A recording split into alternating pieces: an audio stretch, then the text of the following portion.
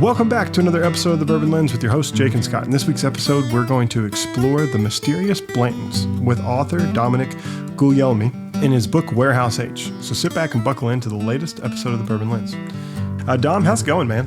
It's going really well. Thanks for having me on the show. I'm excited. Really appreciate it. Scott is the reader of the two of us, and this is the second podcast in as many weeks that I've had to read a book. So, Scott, thanks for helping me push my limits this year. I'm really testing you out.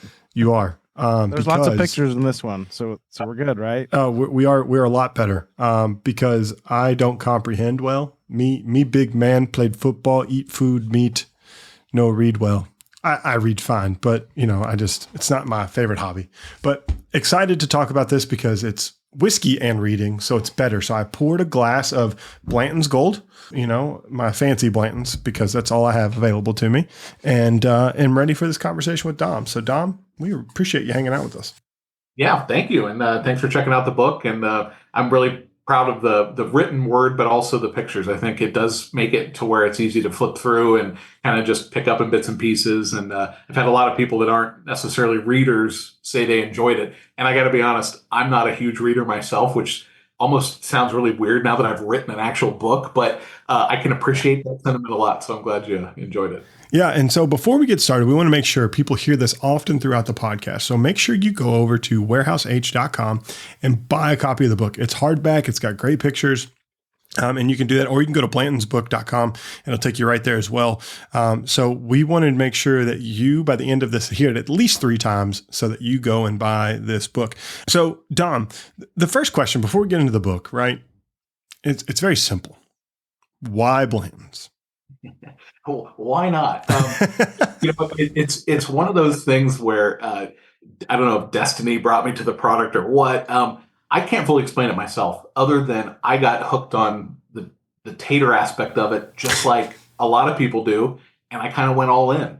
I'd say the kind of the abridged version is my previous boss, gave me a bottle. It was back when I was just starting to get into bourbon, 2017, I want to say. So not that long ago, really. Obviously, bourbon had already kind of exploded and seen a big growth over the past 4 or 5 years prior. And so she was a big bourbon drinker, gave me a bottle, and thought it'd be a good introductory bottle for me to try as I kind of dipped my toes into the bourbon world. It could have been anything. And I often wonder what would have happened if it was E.H. Taylor or something, right? Would I be like this big E.H. Taylor collector or something? But yeah, it was Blanton's. I drank it. I enjoyed it. I wanted more. I couldn't find it. And then that sort of search and exploration of the just trying to find more of it kind of led me down this path of, never ending, I guess, spending money and draining my bank account. So that's kind of where I'm at. Yeah. The hunt was the hook, right? The hunt was the hook. And frankly, that's why I wrote the book, was after I got done with this massive hunt of all these different rare editions of Blanton's and sort of assembled this collection that I have, I needed a fix. And the fix was then writing the book and putting my energy into that process and kind of making that happen. It was an opportunity, frankly. There was a book there is a book on Maker's Mark, Happy, Wild Turkey, so other brands have these books, and Blanton's is the number one most searched for bourbon on the internet. And it's certainly one of the most polarizing brands, love it or hate it. So it was clearly a void that I guess needed filled. So that's why I wrote the book. Yeah. No, I think that's interesting. And I'm glad that like the first bourbon that I ever drank is not the one that I got hooked on and loved, because Kentucky Gentleman probably wouldn't have taken me very far. But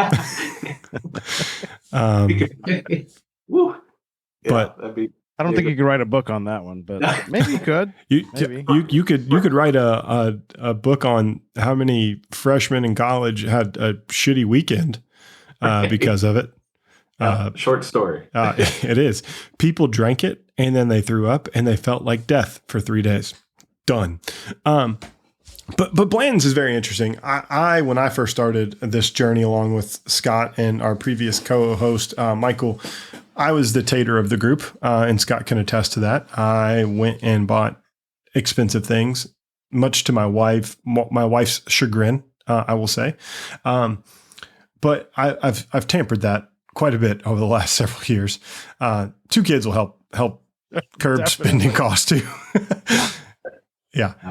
But it's been really interesting because Blanton's is one of those things that people ask about. They ask Scott and I about all the time. And it's like, it's a 93.1 proof. There's the regular Blanton's. It's a single barrel, roughly 6 years, right? And it holds this kind of mystique because when you go to Buffalo Trace, as you've done many a times, they have their own bottling place. They have this own warehouse where they say they age only Blanton's there, which they're probably bottling more than just there out of that warehouse, right? Sure.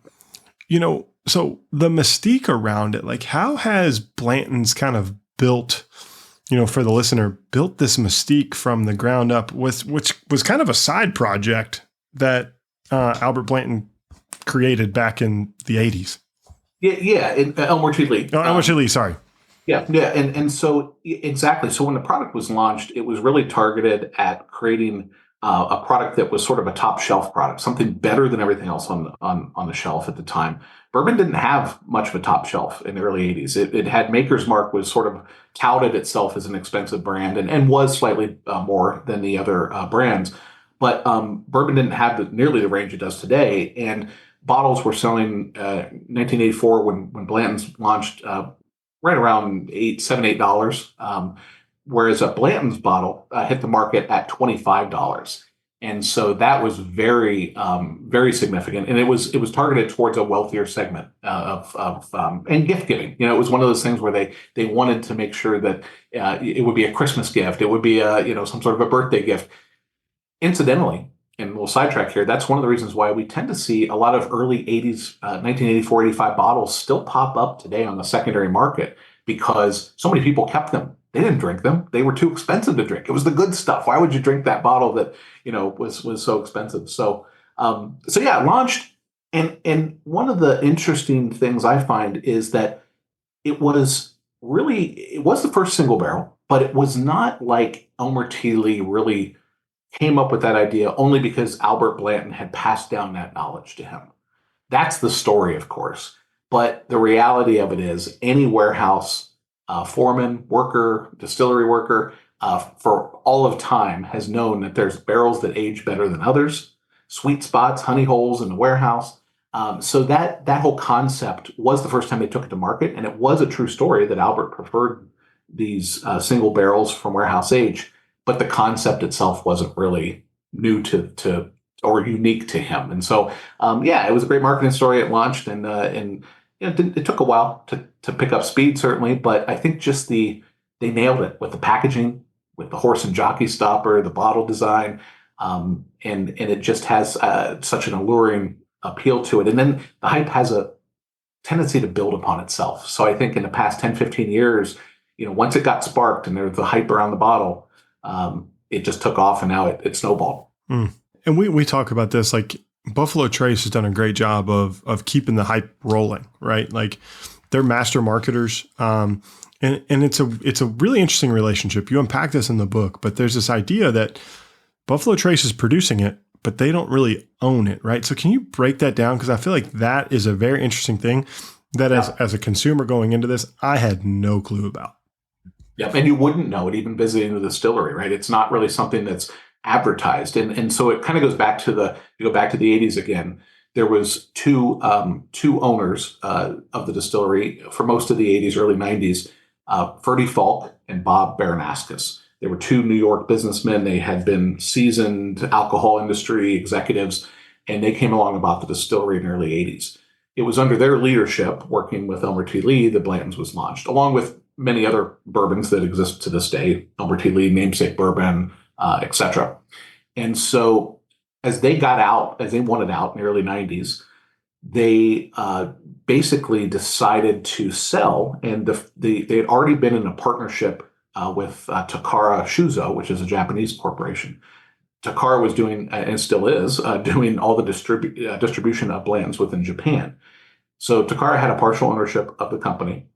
And they also had the right to buy out the rest of the company if Ferdy and Bob decided to sell. So when they did sell, Takara bought it.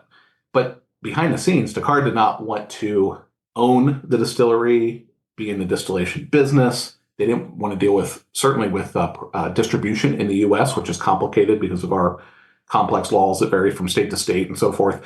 So they, behind the scenes, were working with Sazerac and basically struck a deal where the day that they closed the sale to purchase the distillery and all the assets, they essentially spun off the distillery property itself to Sazerac. So that's how Sazerac got it. And then part of that deal was they would still retain ownership of the brands. And so Takara and their U.S. subsidiary, which is called Age International, own the brands. The brands being Elmer T. Lee, Blanton's, Hancock's President's Reserve, Ancient Age, and there's one other one that I always forget. So there's several brands that they still own, and they're produced at Buffalo Trace. Buffalo Trace gets all the credit for them. They certainly were born there, but they don't control those brands. They don't call any of the shots with them. People that have issues with maybe the availability of Blanton's or the amount of it that goes overseas, and they yell at Buffalo Trace, "Why are you sending this stuff over there?" That's not Buffalo Trace. That's Age International calling those shots. And so kind of an interesting relationship for sure. Would the last one be Rock Hill Farms for 500? Rock Hill Farms. Thank you. I knew it was right. Tip of my tongue. Trivia question. Yes. That's right. I usually get it, but sometimes forget it. No, I think that's what I liked about this book is like, I'm reading through it and I'm just like, okay, that's a misconception that everybody just thinks it's Buffalo Trace and they're driving the ship down the road. And you're like, that's not the case. There's this entity over here that's really helping keep the wheels turning. Now the production obviously is Buffalo Trace, but yeah, there's so many things packed into this book. I mean, it's not a long book. It's 230 pages, but it's like every time you turn the page, you're just like, oh shit. What about that? It's like that's a rumor or a myth or a lore or a legend that's kind of like dispelled or like clarified. That's what I really liked about this book, is because like I thought I knew a lot about Blanton's. I obviously didn't, because I learned a lot from this book. So I thought that was pretty cool. Yeah, that's great. Yeah. Well, and I like the first thing I did was I went back to I flipped to the timeline when I first opened the book, because I thought the timeline was really important. And then so you start to unpack this, right? This in 87, Ancient Age Distilling Company is renamed. And then you're kind of like, okay, now I'm curious to figure out how all of this timeline kind of fits together. So that's my weirdness, kind of like I like to know chronologically what happens versus trying to like abstractly put it together, because it helps my brain function. But it's super interesting to see how all of this kind of plays out together. So from a consumerism standpoint, right? Because Takara, Age International owns this, they've created a variety of hundreds of different variations of Blanton's now, right? Probably at this point, whether age-proof pictures on the bottles, so on and so forth. What's it like as someone that's trying to create the history for this, to track down like all the different variants of Blanton's? Yeah, it was a journey for sure. And so how it kind of began is as I started purchasing Blanton's myself and getting into the brand, I was traveling to Japan quite a bit at the time for work. And I learned very quickly that many of the releases go directly to Japan and still do. And so that I was able to quickly kind of acquire the lineup. There's 7 different varieties produced today. I was able to quickly kind of get the lineup, the around the world lineup, and I thought, my collecting journey was done. Beyond that, as you mentioned, there are multiple special releases, one-off releases. There's a few different whiskey festivals that'll get an annual release. And so those always have unique labels and things like that. And so as I discovered some of those, I often would run into posts online, people, posting a bottle, and then inevitably all the comments were, "What is that?" And then somebody would answer, and it kind of information would be sparsely populated. And then 2 weeks later, the same bottle would appear in a different group or something, and nobody knows what it is. And so that's kind of why I started WarehouseAge.com. That was it is my website where it doesn't, unlike most bourbon websites, there's not tasting information, tasting notes.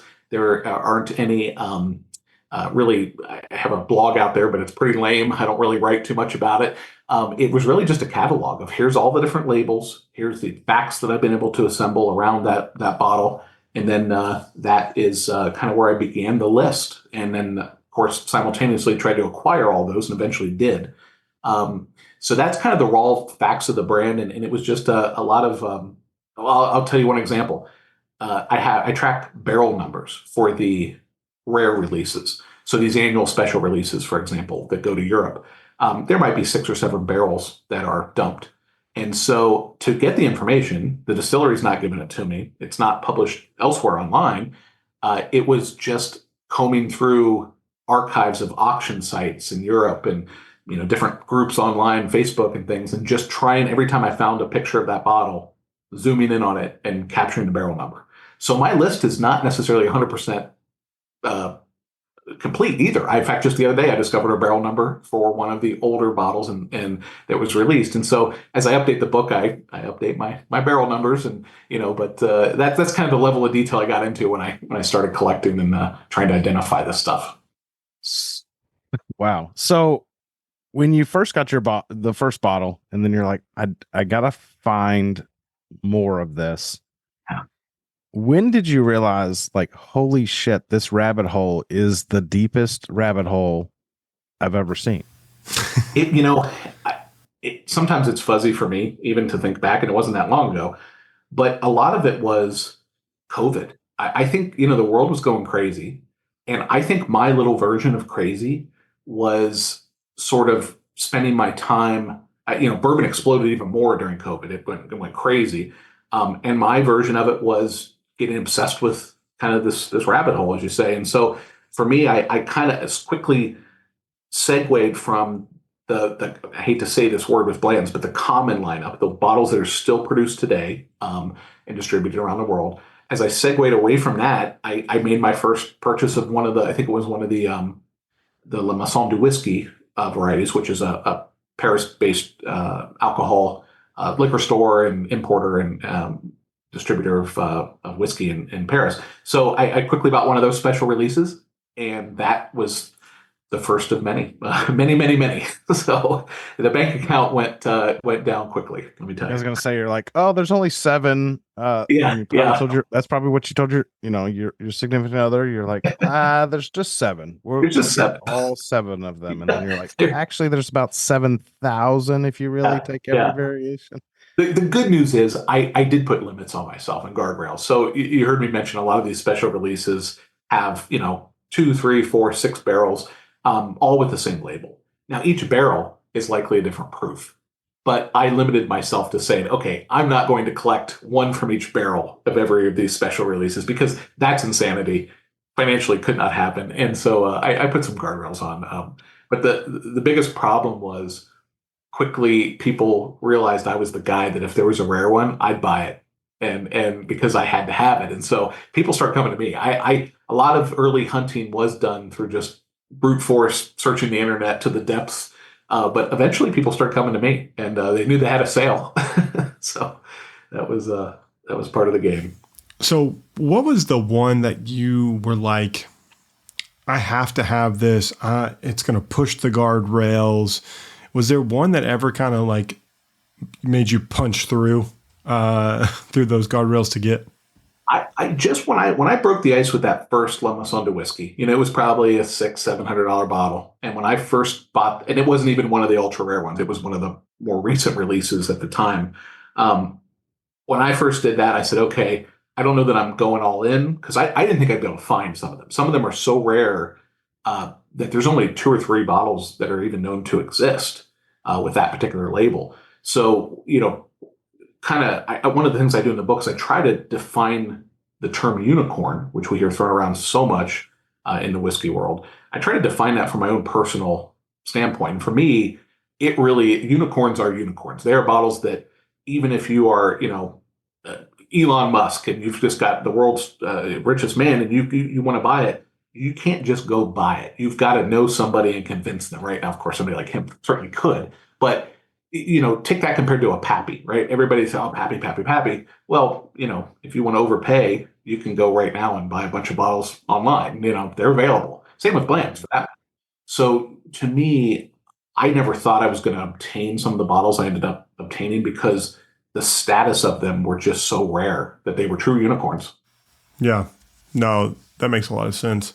Is there one Blanton's that you would lean to that like you've tried and tasted like, hey, I really prefer this profile? Like, we were talking about Dusty's beforehand. I prefer 1990s Blanton, or I prefer straight from the barrel or something like that. Yeah. So certainly I'm a kind of a proof guy. So I enjoy for the currently produced bottles, straight from the barrel is usually my go-to. If I got to step it down, gold. So I kind of work down the ladder. For beyond that, I'd say the best Blantons I've ever had, and certainly even better than the current straight from the barrel, are usually these annual special releases. And so over the past few years, you've seen one come out called the Honey Barrel, which was not finished in honey. It's just the name of the release. Honey Barrel was one. Char number 4. They were both European releases. Absolutely fantastic. For 4 or 5 years, there was a Polish release done every year that was sent to Poland. Very unique labels on those. Also very good. La Maison du Whiskey's annual release is always fantastic. These are not Blantons. They are, but you put them in front of somebody who doesn't like Blantons and has a very good palate, and they will tell you that these are great, great bottles. So I always tell people go for those. Now, the challenge with those, you got to pay for them. They're expensive. And certainly the older you go, I have not even tasted ones before, we'll say 4, 5, 6 years ago, because the bottles are just kind of rare, so rare and too valuable. Probably the last kind of preference I have, you mentioned Dusty's. If you can get a hold of a late 80s, early 90s Dusty Blanton's, different product. It was charcoal filtered at the time versus chill filtered, and I think it was also aged longer. We don't have proof of that, and this is another interesting topic. A lot of places, some restaurants and bars will claim, in Kentucky, will claim age statements on early Blanton's releases. There is no documented proof. I've searched and searched. I'm very familiar with the archive team at Buffalo Trace. Nobody has proof of that. And I actually hope that proof does arise. That said, it is highly possible, and I strongly suspect that those bottles from the 80s and early 90s were aged longer, because at the time there was the bourbon glut. Bourbon was not popular. Nobody wanted it, and it just sat there. And so can't prove it, but it wouldn't surprise me at all if some of those bottles were 10, 12 years, which was fantastic. Even Elmer T. Lee was on record at one point saying Blanton's was aged 9 years, which is a far cry from the minimum 6 years that we kind of hear tossed around today. So yeah, Dusty's are great. Oh, and maybe one more. Store picks. If you can get a hold of a store pick, those are usually better than your average Blanton's. Not always. Some are kind of disappointing, but those are also pretty good. It's just like drinking from a fire hose. So I can only imagine what you felt like when you started down this path and started uncovering more and more and more. I guess going back to like the date thing, there's always been the dump dates. The dump dates have been, people talk about dump dates or seeking out dump dates, and but I guess with like modern technology, has like laser codes and dump dates, has that kind of evolved to where like maybe you could figure out like what the age of the whiskey is? Obviously that's kind of a more modern thing, but yeah, not the age of the whiskey per se, but the bottles did, and I can't remember what year they started, but they do have laser codes on them now, and you can decipher that laser code. And actually, the interesting thing there is you can see a discrepancy between the laser code and the dump date sometimes, actually a lot of times. They're bottling 24/7, except for the weekends at Buffalo Trace for Blanton's. And so no doubt, I don't have any proof of this, not making any accusations, but no doubt there are days when I think they have extra labels that have a date and they're slapping them on the next day's batches. I just really suspect that's happening. I actually analyzed all the date codes on my collectible bottles and compared them to the dump dates, and some were a week off. It was very interesting.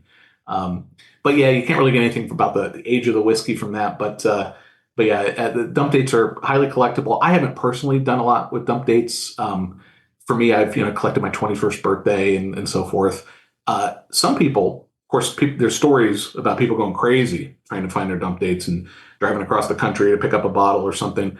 As you go back in time, it becomes exceptionally hard to find a date from the 80s, early 90s, not just because of the fact it's 30, 40 years ago, but you get into they weren't even bottling 5 days a Not week. daily. Yeah. There was times they would shut down in the summer. And there's quite a bit on record about that. So the date may have never existed, and let alone, 30, 40 years down the road. Yeah. I know we were talking before we hit record, but the ink drawing in the back of the book before the bibliography starts, where it's got the dump date of 12/8/12, which is mine and my wife's anniversary. So it's like, does that bottle even exist? Because it was a Saturday in the winter. Like, were they actually dumping on that date? So it's like, you kind of have to like think like, oh, my kid was born on a Tuesday. Were they actually dumping Blanton's? If it's more modern, yes, probably, because they're probably working 7 days a week, nearly 24 hours a day, trying to meet demand. But it is hard. People really want those dates. I got lucky with my 21st birthday was 9/9/99. So it was a date that was very easily recognizable. You think about these different groups and things where people are searching for bottles online, and you just post a random date. Unless it means something to you, most people scroll right by it. But 9/9/99 was easily recognizable because it's just a cool date. And so I got really lucky there. But for the most part, I haven't chased too many other dates. I recognize that's a even more difficult journey probably than finding some of the bottles I found. Now here's the true question. And I know Jason, our friend at Mash and Drum, has called you the ultimate tater. In an endearing term. Absolutely. Have you tasted the whiskey from your 9/9/99 bottle? That actually, a great question. Short answer, no, I haven't. I actually just probably 2 months ago acquired a second bottle from that date. Okay. And I didn't even try it. I stumbled upon it. And how could I not buy it? So because of that, I don't have it in my possession yet. Because of that, I'm going to have that. I'm going to have one of them. I've got to open one of them. So perfect. That's kind of anti-tater move. You think I would just hoard both of them, but no, I've got to open one of them. So I will. That's awesome. Yep. Yeah. It's kind of like my hoarding of all my 1996 Maker's Mark UK denim bottles. Like, I have them. It'll pay off one day. They're really damn good. Oh, they're so good. They're so good. I mean, I've had them countless times at Frankfurt Avenue Liquors. Like you talked about, come to Kentucky, you can try a variety of things. One of the labels that have always, and speaking of Blanton's, of this is the green label Blanton's, right? I believe that's European. Special Reserve. It does see Asian distribution, Australia as well, and Canada. So it's kind of funny because like Blanton's naming convention in a way, most time outside of the United States, follows a lot of the same naming conventions that Weller follows, which I find to be very interesting. Did you find any parallels on like, hey, we saw this kind of marketing craze happen with Weller kind of taking off and Blanton's kind of following suit, or was it vice versa? Fantastic question. And short answer is I don't know. I can tell you, and I'm not super familiar with the Weller products as far as when they were created or released. For Blanton's Special Reserve, I believe it was 99 or 2000 is when they released that product. And the first was created for the Australian market. Because of the low proof point, I believe in Australia they tax based on the percentage of alcohol in the bottle. So it was specifically made at that 80 proof point for Australia. Why they called it Special Reserve and went with that, and then any correlation between that and Weller products, I honestly couldn't tell you, but it's a really good question. I've never been asked. So, well, and they're both green. That's really interesting. Right. Kind of makes you wonder. Yeah, it does. Considering when they're not the same product. Wasn't that when Sazerac acquired the Weller brand too? So maybe there is some parallel. Yeah, around then, I think. Yeah. Because that's when they would have they would have acquired the Weller brand from, why can't I think of the name of the distillery? Downtown in Shively. Stitzel Weller. Thank you. Yeah. So one of the things that is, I think, interesting also is the bottle shape of Blanton's, right? It was targeted as a premium packaging, but how did they land on this? I don't know, I don't know what to call this shape. Grenade. Grenade. Yep. Grenade. Yep. This is the one of my favorite stories in the book. So I'm glad we can kind of maybe just sprinkle it in. Yeah. But it's not a unique bottle. That's It's not. I think It's the not. most fascinating thing. Yeah, and what's interesting is I talk about in the book, and I call out some folks. Freddie Johnson, a famed Buffalo Trace tour guide. Poor Freddie. I've since apologized to him, but I call him out because he's on record in several interviews saying, Albert T. Lee designed the bottle, and the reality of it is the bottle was used as far back as 1968. It was used for two brands, Kentucky Tavern, which was in the early 80s. The Kentucky Tavern used it, and Bourbon Supreme, which used it in the late 60s, early 70s. And so it was a bottle that was out there. We have documented newspaper articles, not photos, but like kind of pen and ink drawings in the advertisements for liquor stores from that time that show the bottle very clearly. I actually have both of those bottles. There's pictures in the book. But I have both of them as well in my collection, not because they're Blantons, but because they're Blantons affiliated, loosely related. But yeah, they were used before. And what happened was, back to the two gentlemen I mentioned earlier, Ferdy and Bob, who owned the distillery, they were launching this premium bourbon, and they wanted a bottle that was going to sort of exude richness and sort of a higher tiered spirit. And so they tasked the company they worked with was called D'Addario Marketing out of New York City. They tasked D'Addario with finding a bottle for them. They couldn't afford to create the molds for a new bottle, a newly designed bottle. So they found 6 or 7 bottles, and I got all this information from the son of Mr. D'Addario. I can't remember his first name.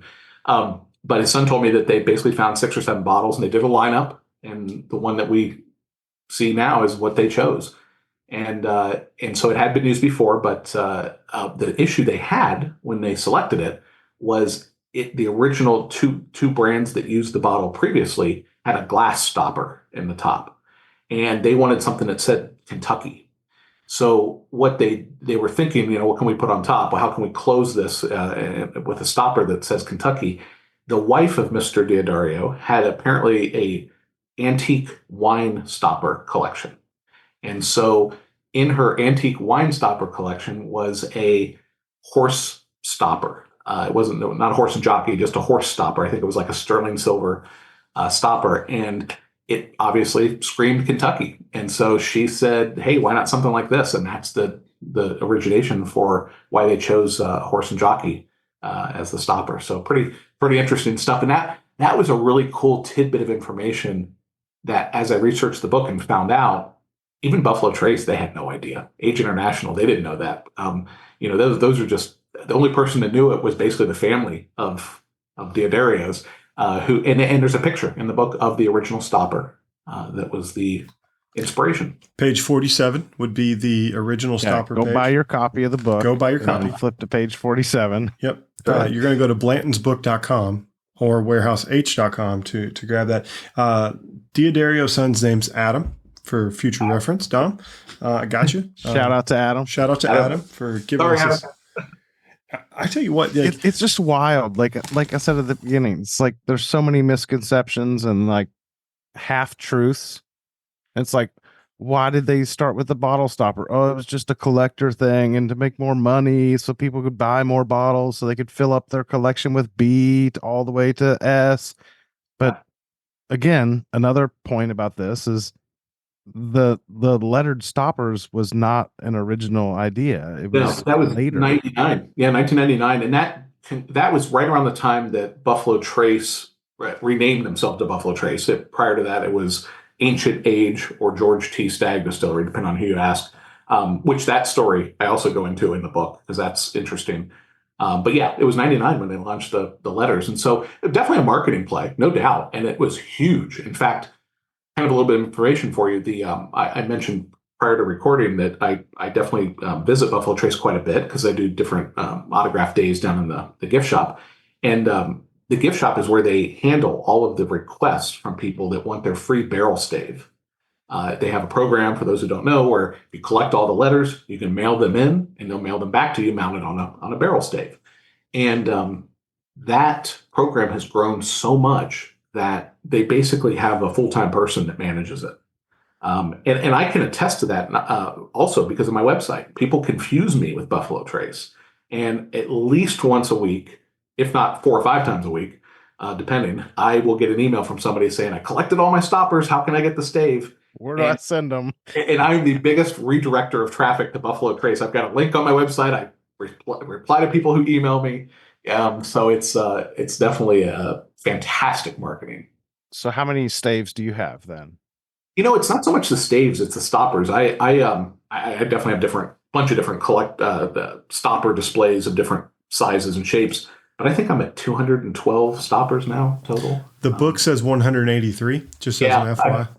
I've written this second edition. Yeah, I've written that. I should update that. You're absolutely right. I have a list of things to update on like the next edition, and that's one that slipped me. So I'm going to have to do that. But yeah, I did not drink all of those myself. I definitely had help. So I have a question, right? So this is a premium product. We'll use air quotes for this, right? Because traditional Blantons, as we know it in today's era, is a $65 bottle. But one of the things that has been a long-standing part of Blanton's is the handwriting, right? As this scales and continues to scale, if in your estimation, do you think that they will continue to be able to hand label all these hundreds of thousands of bottles a year? Because it seems like, you're almost at a critical mass point where to speed to market is going to be needed even higher. Those are the things that I think will be very interesting as to test the time of something like this is, do they modernize? Do they improve processes?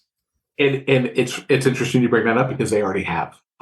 Since late, I want to say 2021 or 2022, they, for the regular single barrel Blantons, the most commonly known variety, those are now printed. They're not handwritten anymore. So it looks like handwriting. It's certainly meant to look like that, but it is definitely printed. And so I believe they're still handwriting the gold bottles and the straight from the barrel labels. Some of the Japanese ones, I'm not sure they've moved over for everything, but yeah, their most common variety, they've already done that, and that was a big deal in the community. Yeah. When I remember the discussions on the message boards where people were kind of like, "Oh, the tradition's gone," and blah blah blah. I get it, but I think you said it. It's the ability. They are producing significantly more quantities of Blantons today than 20 years ago. There's of course no official numbers, but I do cite a reference to Harlan Wheatley, master distiller, who mentions he does give a general figure of how much percent more they're doing now versus 20 years ago or so. But I can tell you they're dumping about 10,000 bottles a day in the Blanton's bottling hall. So of course that's all going all over the world, right? It's not just here. But I can't find a bottle of Blanton's for nothing. Yeah, but I mean that's like literally that's 1,700 cases a day. And what's interesting is, and I do the math in the book too. One of the things that I didn't uncover this. Other people have certainly known it, but I certainly published it, and that's not all Blanton's is aged in warehouse age its whole life. It starts off in other warehouses and is generally moved into warehouse age to finish it off for the last couple of years. Warehouse age can't hold enough barrels to bottle at the production rates that they're bottling today. So that's not just, they're not trying to deceive us. Certainly there's a marketing aspect behind it that they don't necessarily just want to reveal it and advertise it, but almost all brands across distilleries will have their product in different warehouses for a lot of reasons. Natural disasters being one of them, fires, floods, earthquakes, those things have all happened and happened to distilleries. And so you don't want to have all your eggs in one basket anyhow. So it's not really deceitful. It's just kind of the reality of it. So going back to the book and early in the book, one photo that intrigued me a lot was there's a picture of a presumably a distillery worker hand writing with a fountain pen, and that's what kind of drew me to it. That's the page right before the background section starts, but Yep. they're clearly handwriting, and it looks like it's from 2021, but they are handwriting Warehouse H on the label, and it appears to be a Japanese export bottle by the neck. But the interesting part is, why, if it's all stored in Warehouse H, are they still writing the H on the label? That's always like one thing that's kind of like puzzled my mind. I'm like, out of everything you could write by hand on the label, why would you not print the H? Right. Yeah. So I think, well, a couple thoughts. I don't know. I think it's just to kind of give it was started that way. And so they maintained it. Are there any in your collection or images that you have that does not say Warehouse H? I have never seen one that's not H. Never. Now, I've seen other weird things. I've seen, I've definitely seen where people have like got a 80 proof bottle of either the black edition for Japan or maybe the green special reserve. And I think I've seen 93 written where the proof should go, just because whoever was writing it just goofed. I'm tired. But I've never seen other than Warehouse H, certainly one that was valid. I will share with something with you, though, since you brought up that picture. You should be in forensics or something, because that picture is actually completely staged. I'll give you the magic behind it. That's my cousin. Shout out to Nick. He's also the bartender in the other photos in the book. But that was completely staged. I had seen a picture like that in an old Blanton's advertisement where they had a fountain pen and were writing. And of course, I couldn't find or license or get a good quality of that picture. So completely recreated it, acted like he was son of a bitch, Dom. Yep. So listen, the movie magic, right? So I might as well admit it now. But the picture turned out really cool. So that's what drew me to it. It's a fountain pen. I don't know what kind of fountain pen. Maybe you could ask him. But it was so interesting. But it reflected what has been in my mind. Yeah. Since I've started looking at Blanton's bottles, it's like, why do they still handwrite Warehouse H? Yeah, it does make you wonder. It's one of the things that I struggle with that made me think of. I appreciate your comments around sort of all the facts and the things you'll learn. One of the things I struggle with as a sort of an ambassador, unofficial ambassador of the brand and a historian of the brand, more importantly, is that there's so much that we don't know and we're never going to know, and things that like probably I only care about, but others don't. And so a great example of that is there was a release in the early 90s. We have a couple different dump dates that were confirmed, I think over 2 years at least, and they were 92 proof. Well, Blanton's is 93 proof. And what's interesting about it wasn't just somebody mislabeling it. You can see there's also on every Blanton's label, it has a printed version of the alcohol percentage. And so it says the alcohol percentage doesn't say 41 and a half, if my math is right. It says 41%. And so it clearly wasn't a misprint. And that's what's interesting about it. Now, why did they do a 92 proof? Back then, they had plenty of whiskey. There was a whiskey glut going on. It wasn't like they were trying to stretch it like makers tried to do 10 years or so ago, where they were diluting it for a minute. It wasn't that. It couldn't have been, I guess. So why is it? And we'll never know, because that is just information lost to time. The archives team doesn't know. Maybe somebody in their Japanese headquarters that has something somewhere, but that's the kind of stuff that keeps me up at night, because they're the unanswered questions that I couldn't put in the book because we don't know. Very interesting. Yeah. So I'm on your website right now, warehouseh.com, and I'm flipping through your. Don't forget to buy the book while you're there, Scott. Yeah, just there's a little link. But I'm flipping through the personal collection, and there is an image. It's a mugshot on your wall. I get more questions about that. Who the hell is that? That's Frank Sinatra. So I gotta. The basement is very much a Blanton's basement. It's not sports themed or anything like that, probably because I'm an Ohio State Buckeye and we have a love-hate relationship with our team sometimes, and I don't want to be reminded of them sometimes. So I did not go with anything other than a Blanton's theme, but I couldn't make it 100% Blanton. So I was trying to find some cool things. Okay. I was trying to figure out the relevance. No relevance.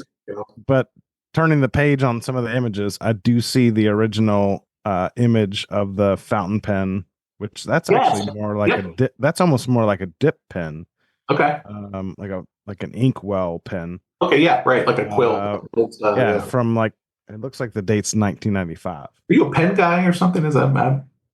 Yes. Okay. In short, yes. Are you the me of pens? Okay, I gotcha. Wow, you are a pen guy. Very You cool. can check it. That's only what I can fit in this little. Very cool. But I like that. You can also check him out on Flipboard. He's got a whole pin thing going. Neat. See, I can appreciate that. Even if that's not my thing, like that type of level of. It's that undiagnosed OCD that we talk about in the book. You got it. There's something and it really spiked during COVID. Yep. So if someone were to go and want to find a bottle of Blanton's outside of like scouring Facebook, right? What's the best avenue for someone to go and find a bottle that you believe would be reputable, right? Because sometimes online can get really wonky really quickly.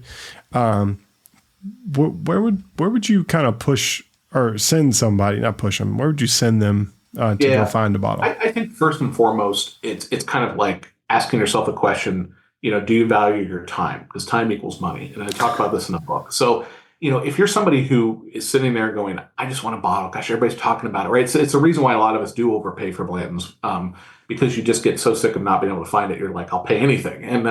And so if you've resolved yourself to trying to hunt for it and you're wasting all that time and energy trying to drive around or wait in lines and all that, then it's okay to overpay for it, at least once. I wouldn't do that many, many, many times, right? So now you've resolved yourself to overpay, which is okay on occasion. I generally advise people a couple places. I think I've had great success with the online auction houses in the U.S., like Unicorn Auctions. I think they've been very good, and you can find some really cool varieties there, things that are beyond just the traditional U.S. Varieties.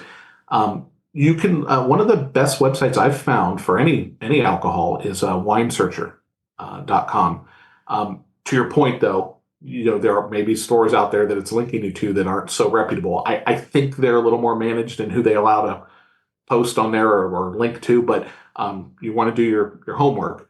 But there are quite a few online liquor stores that may or may not ship to your state. It's up to you to kind of figure all that out. But you'll overpay, but you can get Blanton's, you can get anything you want, really. Just get that credit card ready. But that's probably my best tips. And frankly, that's where I give a lot of my, I'm the guy in all my circles, work, and friends that, obviously everybody wants Blanton's. They all come to me, and I don't have unlimited Blanton's to give out, certainly. And it's not like I keep I'm not a liquor store. So I give that same advice to my friends and family and people that I just, obviously can't hook up with bottles. So, yeah. No, that makes a ton of sense. The STFB eludes me. That's a bottle I would pay money for, because the one time I had it, we were doing Four Gates podcast. We broke that out after we did a podcast, and they were like, "Oh, hey, let's have this." And after having some exceptional sourced whiskey with Four Gate, like STFB still rose above. Like it was really, really solid whiskey. Bland's at a high proof point. It just seems to drink better. I think as you get it watered down into the 90s, it's it's not my favorite, certainly. But yeah, I think you're right. Higher proofs are definitely interesting. The highest proof, I've talked about this quite a bit in other shows and things, but the highest proof Blanton's ever bottled was 141.9. I saw that on your website just a second ago. And I have the only unopened bottle of it. They were all part of a private label program that was done for Japanese customers, private barrel program. They have a really cool metal label, metallic label. It's actually metal. And I can't remember how many barrels they did, but with that label, maybe 6 or 7. But everybody got 128 bottles from a barrel, and which is a low number, but they 128 bottles, and each customer basically bought the whole barrel. And so one guy in Japan essentially got 128 of these 141.9 proofers. Only 2 of that barrel have ever made it out of his collection. The other one went to a whiskey bar in Louisville, Neat. Oh yeah, which I'm familiar with. And those guys had the other one. Unfortunately, the wax was cracked, and so they opened it. And so I was able to sample from that bottle because they sent me a sample, knowing I had the only other bottle. I would, of course, never open mine. It's too valuable. But I did get to try the 141.9 proof, and it was fire. It was pretty hot. That sounds wow. warm. Yeah.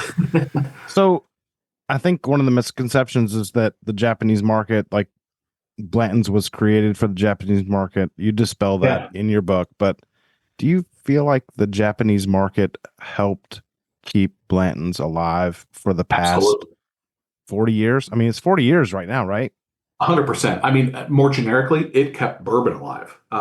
Blanton's, and I definitely talk about this in the book. When America wasn't buying bourbon, it was the Japanese that were, which is one of the reasons why there's so much Japanese influence and even ownership in different brands and so forth, because of their love of it. And so that started back in the 70s, early 70s, really, and it grew. But even by the 80s and 90s, when you had Blanton's launch, they kept it alive. It was still a product that was desired over there more than here, and it took a long time for us to kind of wake up. It's interesting to see, and hopefully the book helps people understand that story a little bit better, because I do hear a lot of comments. Why does Japan always get the good stuff? They've got, well, you know what?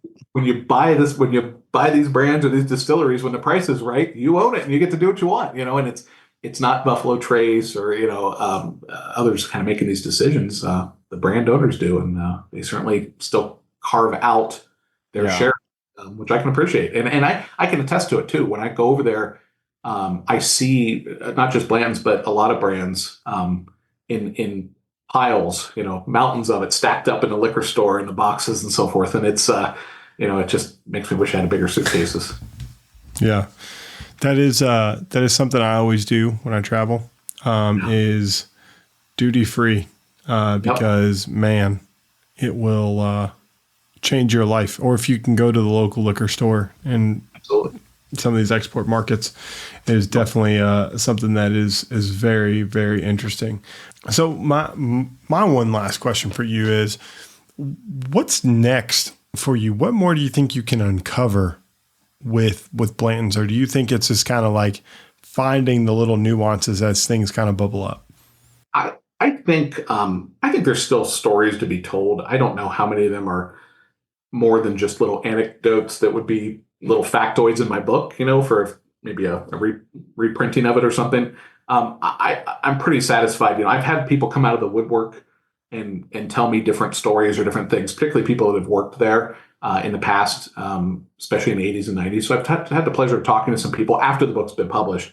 And even with their stories and things, there's never been anything that's been, wow, this is going to really, can't wait to rock the world and release this information. So I don't know that there's a whole lot more with this brand. I think, unless Age International, Takara opened the books and kind of lead us down a path, which I don't see them doing. I think I've written it, and outside of a few little tweaks every time I reprint, we're probably good. And even my personal interest. I mean, I'm still a big fan of the brand from a historical perspective, and I love doing shows like this.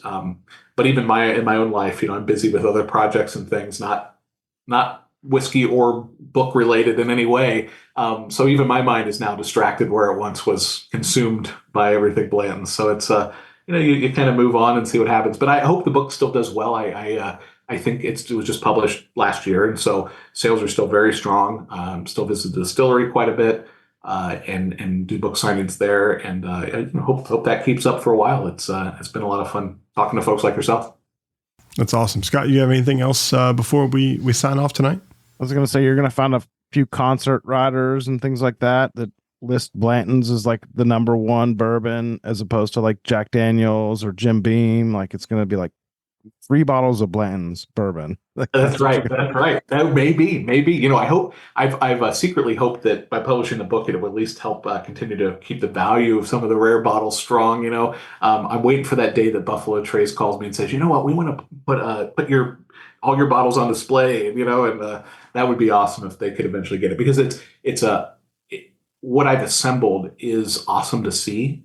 And yet so few people get to obviously see it. And so, I've got pictures and photos and videos on the website there. I tell everybody it's protected by a lot of insurance and the Second Amendment. Outside of that, it's, I would love to see what's next for the bottles be a home that they could be displayed in, and Buffalo Trace would be perfect. I just don't know that they're going to want to give me what at least is fair, we'll say, or B, that they have interest because of the fact that they're not really the owners of Blanton's, like we said. And so, it's not like it is a core brand for them, but it's, I don't know that they want to showcase it any more than they need to or have to, or why would they, the people are going to come regardless. My bottles on display, they aren't going to bring in droves of people. So, what's their incentive at the end of the day? Kind of makes you wonder, do they have enough to buy the brand back?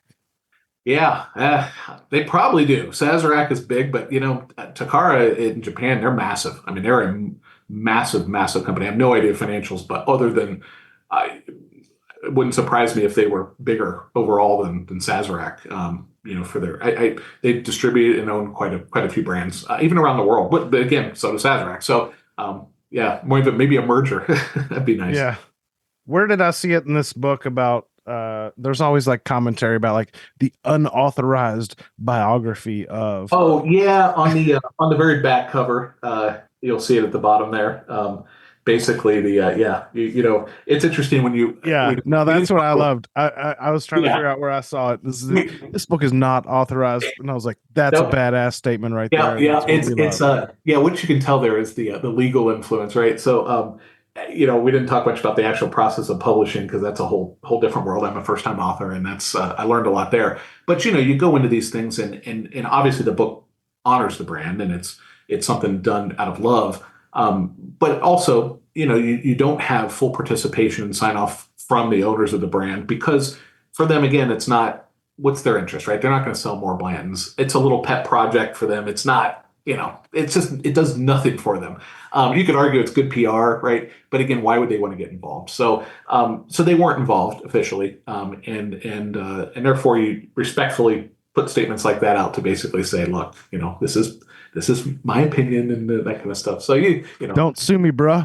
That's right. And I would recommend Brian Hara. If you guys know Brian, he wrote Bourbon Justice. He's a whiskey, or he's an attorney based in Louisville.